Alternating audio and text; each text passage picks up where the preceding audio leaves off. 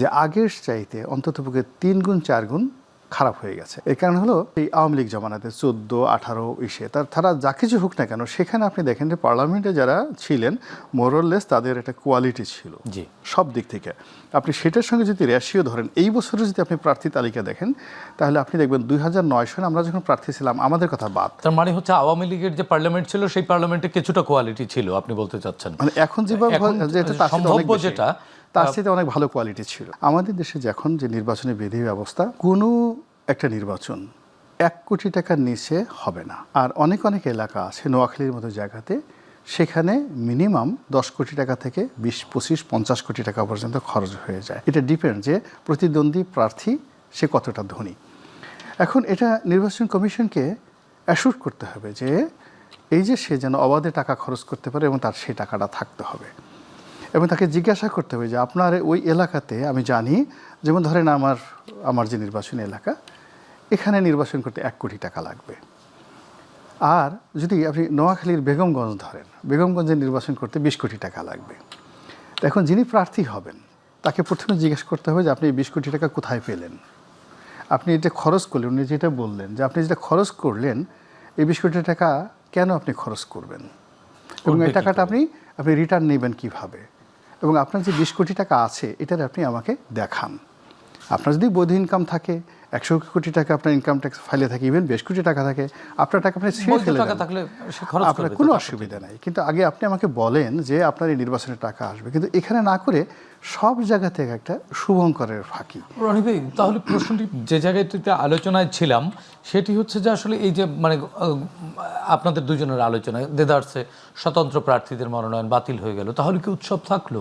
এতে করে কি ভোটের মাঠে কোনো প্রভাব পড়বে? মানে মূলত হলো কি, আসলে যেই লাউ সেই কদু।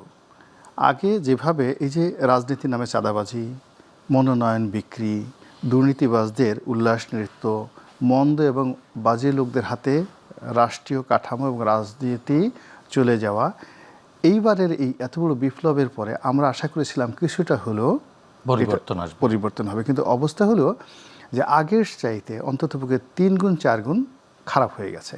এর কারণ হলো সেই আওয়ামী লীগ জমানাতে 14, 18 ইসে তারা যা কিছু হোক না কেন, সেখানে আপনি দেখেন যে পার্লামেন্টে যারা ছিলেন মোরলেস তাদের একটা কোয়ালিটি ছিল সব দিক থেকে।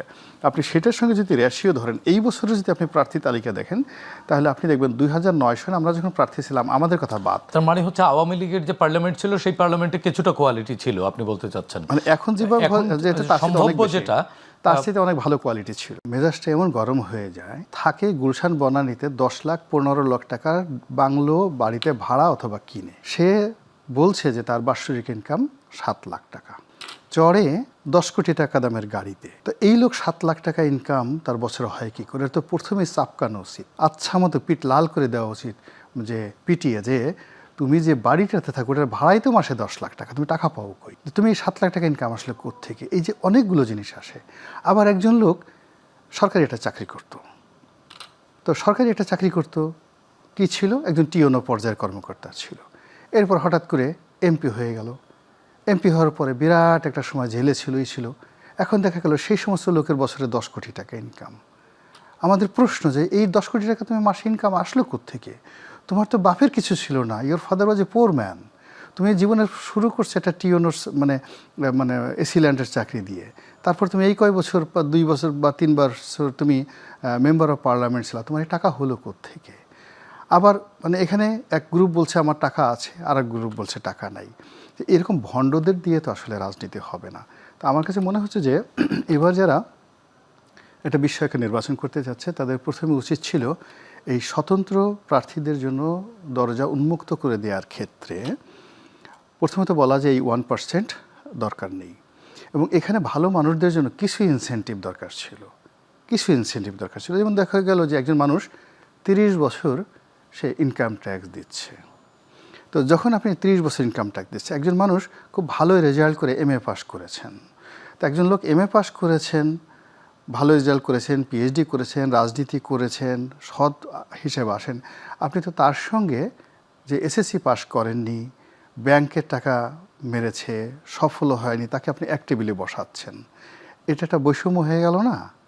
তো এখন এই যে বৈষম্য হয়ে গেল, ফলে আমি মনে করি যে আমাদের যে পার্লামেন্ট নির্বাচন যারা জনগণকে রিপ্রেজেন্ট করবে, যাদের আইডেন্টিটিতে সারা দেশ পরিচিত হবে, দেশ এবং দেশের বাইরে, যারা রেড পাসপোর্ট পাবে, যারা মৃত্যু পর্যন্ত একজন এমপি মেম্বার অফ পার্লামেন্ট ধরে নেওয়া হয় যে তিনি মন্ত্রী এবং প্রধানমন্ত্রী এরা সমগোত্রীয় সমপর্যায়ের। তো এমন একজন মানুষ যে কিনা রাষ্ট্রে থাকবেন এবং তার মৃত্যুর পূর্বক্ষণ পর্যন্ত তিনি ভিআইপি হিসেবে, গুরুত্বপূর্ণ ব্যক্তি হিসেবে থাকবেন। তা আমরা তো লেদু গেদু ধলা ভণ্ড প্রতারক চোর স্যাসর এই সমস্ত লোকদেরকে আমাদের প্রতিনিধি বানাতে পারি না।